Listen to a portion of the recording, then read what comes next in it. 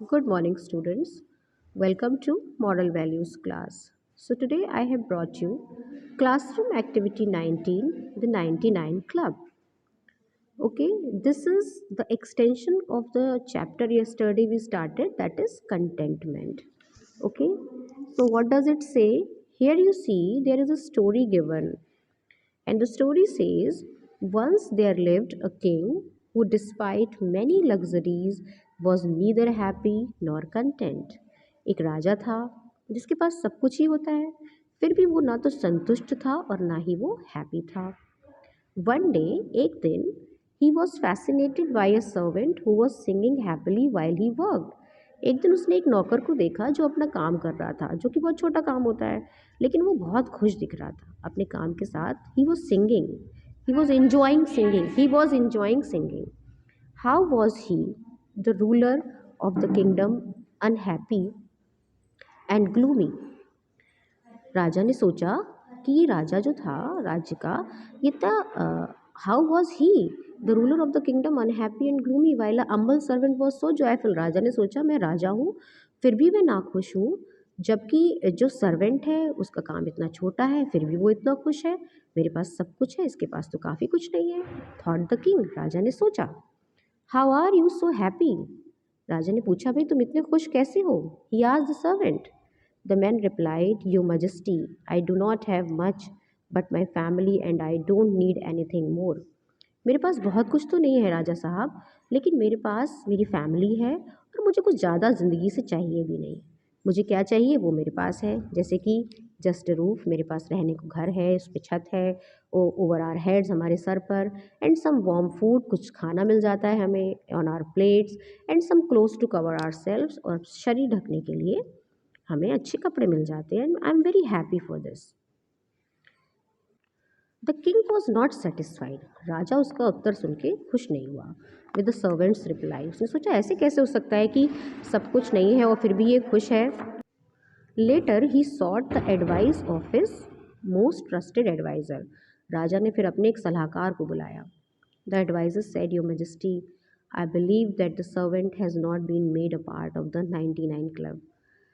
तब काउंसलर ने कहा कि राजा जी, ये जो सर्वेंट है ये इसे 99 क्लब का मेंबर नहीं बनाया गया, इसलिए बहुत खुश है. The 99 club, your majesty, about the adviser. And what exactly that, the king asked, क्या ये क्या चीज़ है? The king said asked, allow me your majesty about the adviser. Adviser ने कहा मुझे बताने दीजिए. I just tell you further. That night, उस रात, the advisor placed 99 gold coins in a bag and left at this servant's doorstep. उसी रात इस काउंसलर ने 99 सोने के सिक्के लिए और इस नौकर के दरवाजे पर छोड़ा है. When the servant saw the bag, servant ने जब वो बैग देखा इन द मॉर्निंग, सुबह, and open, he was extremely happy. वो बहुत खुश हुआ, इकट्ठा सोना मिल गया उसको, and he was very happy. So many gold coins, इतने सारे सोने के सिक्के देखकर he began to count them. अब उसने काउंट करना शुरू कर दिया. After counting it several times he was confuse. बार बार उसे गिना, वो कन्फ्यूज़ हो गया. अभी हैप्पी था, अब कन्फ्यूज़ हो गया. क्यों, ऐसा क्यों हुआ? दिस वॉज ऑड, बिल्कुल अलग सी बात थी. Why would there be 99 coins? कोई 99 सिक्के क्यों रखेगा? 100 होने चाहिए थे. What could have happen to that the last gold coin? आखिर 100वां सिक्का गया कहाँ? यानी कि उसने 99 चीज़ों की खुशी मनाना छोड़ के एक जो चीज़ उसके पास नहीं थी उसका दुख मनाना शुरू कर दिया. ही वंडर्ड, उसने सोचा. He looked everywhere outside his house where he found the bag. चारों तरफ अपने घर के वो सोने का सिक्का ढूंढने लगा, but could not find that one, the last coin. और लास्ट कॉइन उसे नहीं मिला क्योंकि वो था ही नहीं. He felt disappointed and decided that he would work harder than before to earn one gold.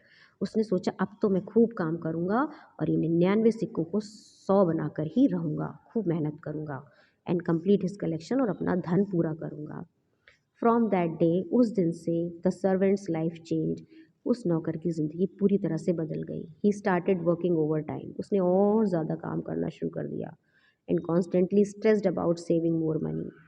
और पैसे बचाने पे ज़्यादा जोर देने लगा. He stopped singing. क्योंकि काम में बिजी रहता था, ध्यान पैसों में लगा रहता था, उसने गाना गाना छोड़ दिया। While he worked and was horribly grumpy. और जब क्योंकि उसका मूड ख़राब रहता था, उसे टेंशन रहता था, तो अब वो काम के वक्त गाना नहीं गाता था, वो नाराज़ रहता था। His family was also affected by his temper. उसका परिवार भी उसके व्यवहार से बहुत प्रभावित हो रहा था। एंड चेंज एटीट्यूड, और उसका जो एटीट्यूड बदल गया था, उसके उससे उसके परिवार में जो खुशहाली थी वो दुख में बदल गई। Witnessing this drastic transformation the king was puzzled. ये सब देखकर राजा जो था वो बिल्कुल परेशान हो गया। Your majesty the servant has now officially become the become the member of this 99 club, the adviser said. अब पूरी तरह से वो 99 क्लब का मेंबर बन चुका था। The 99 club is a name given to those people. ये क्लब उन लोगों के लिए है who have enough to be happy, जिनके पास बहुत कुछ होता है खुश होने के लिए, बट आर नेवर कंटेंट, लेकिन उन्हें कभी चैन नहीं पड़ता, सुकून नहीं आता, उन्हें और चाहिए होता है। They want more, they always think, वे हमेशा चाहते हैं, let me get that one final thing, अरे और कुछ और मिल जाता, अरे और ज़्यादा मिल जाता, और इससे ज़्यादा कुछ हो जाता, and then I will be happy for life, और उसके बाद मैं जीवन में खुश हो जाऊँगा। लेकिन ऐसा कभी होता ही नहीं है, चाहते तो बढ़ती रहती हैं।